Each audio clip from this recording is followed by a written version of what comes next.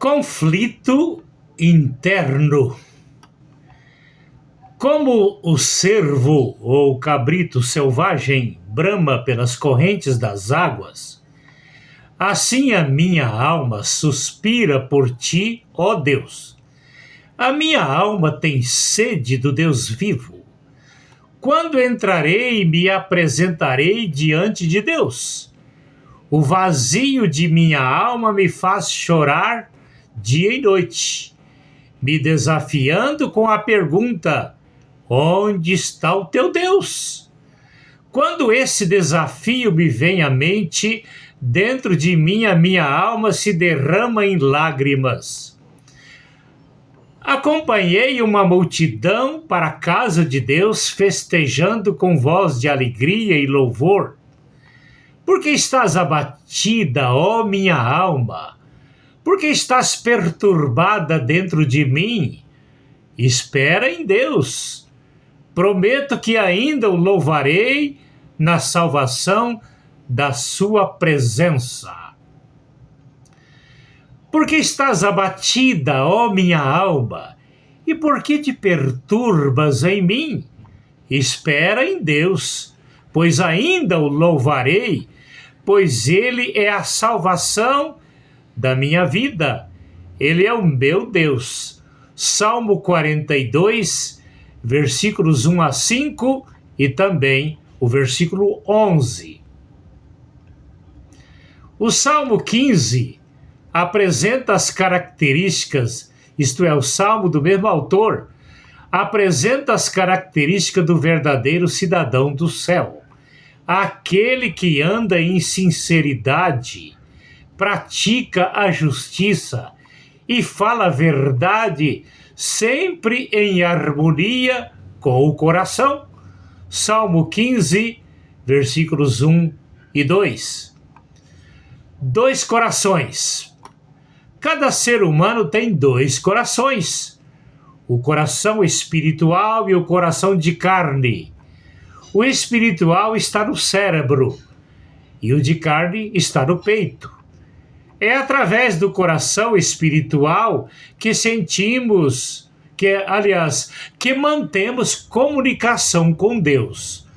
Toda a criação de Deus deste mundo, com exceção do ser humano, foi criada com o poder da palavra de ordem de Deus. Haja luz, e a luz surgiu. Haja todos os seres animados e inanimados, e eles surgiram. Na criação do homem, Deus Elohim, plural, creio que de onde surgiu a palavra trindade ou triunidade santa. Primeiro houve o planejamento. Façamos o homem à nossa imagem, conforme a nossa semelhança. Gênesis 1, 26 e 27. Na criação do planejamento, na execução do planejamento, Deus agindo como o oleiro, pôs a mão no barro e criou vaso especial em forma corpórea para depositar nele a porção do seu espírito. Para o ser humano ser a imagem de Deus, ele, na figura do assopro nas narinas, partilhou no boneco de barro a porção do seu espírito de vida. Gênesis 2, versículo 7. O nome Adão vem do hebraico Adam, que significa tirado da terra. Eva, criada de uma costela de Adão, herdou também a mesma natureza espiritual da imagem e a semelhança de Deus. Gênesis 2, 21 a 23. Com isso, todos os descendentes de Adão herdaram a mesma natureza física e espiritual. O pecado camuflou a natureza de Deus do homem. No Salmo 42, o rei Davi deixou claro que a função de Satanás com o pecado era destruir a natureza da imagem e a semelhança de Deus do homem e substituí-la pela natureza dele. Na promessa de Deus em Gênesis 3,15 sobre a guerra travada entre os descendentes da mulher, isto é, Jesus, com seus seguidores, contra Satanás com seus seguidores. Na experiência do rei Davi, esta guerra é primeiro estabelecida dentro do ser humano. O apóstolo Paulo deixou escrito: porque a carne cobiça contra o espírito e o espírito contra a carne, e estes se opõem um ao outro, para que não façais o que quereis. Gálatas 5, versículo 17. Assim, cada ser humano é o campo dessa batalha espiritual. O coração espiritual é a mesma consciência no ser humano. Quando as nossas decisões e comportamentos são controlados pelo coração espiritual, isto é, pela consciência, o espírito e a harmonia entre o nosso lado físico com o lado espiritual, isto é, a harmonia. Segundo a ciência medicinal, 95% em média das nossas enfermidades são resultados da nossa infidelidade ao nosso coração espiritual.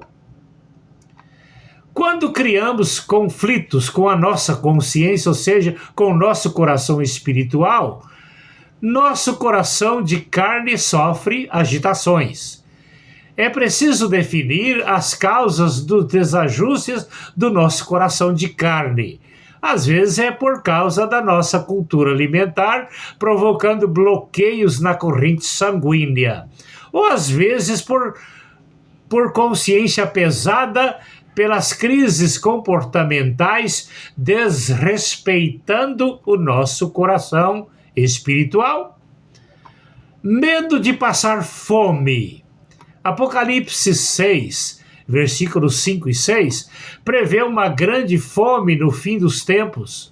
O cavaleiro do cavalo preto, em Apocalipse 6, versículos 5 e 6, estará representando um período pós-guerra de grande fome na terra, usando os gêneros básicos da cultura alimentar do tempo em que foi escrito a profecia, isto é, no primeiro século do cristianismo. 1 litro de farinha de trigo pelo salário de um dia de serviço. 3 litros de cevada pelo mesmo salário. Racione o azeite de oliva e o vinho. Estes eram os gêneros alimentícios da época em que a profecia foi escrita.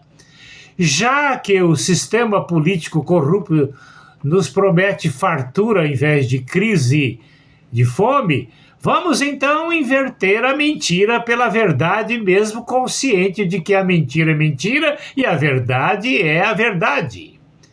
Esse comportamento cria dentro de nós um grande conflito entre a nossa fome de alimentos e o nosso coração espiritual. O Salmo 15, versículo 2, diz que o verdadeiro cidadão do céu fala a verdade que vem do coração. A nossa corrupção é exatamente isso: agredir a consciência sabendo do que estamos fazendo por causa da grande crise de fome da qual estamos a caminho, ou às vezes crises de fome que passamos hoje. Quem está em Cristo não precisa entrar nesse jogo de corrupção. A Bíblia é categórica em afirmar que os cristãos de fato e de verdade serão levados daqui antes da crise de fome predita em Apocalipse 6, versículos 5 e 6. É nesse tempo de crise moral e espiritual que os cristãos de fato e de verdade, semelhantes a Jó, precisam se posicionar como verdadeiro sal da terra e luz do mundo, sem nos preocupar com o que havemos de comer e beber amanhã. Mateus 5, versículos 13 a 16. Davi foi um modelo. Cada corrupção que cometemos ou apoiamos, vamos sentir o que o salmista sentiu. Por que te perturbas em mim, ó minha alma? Espera em Deus. Deus nunca falha em suas promessas. Os políticos corruptos, sim.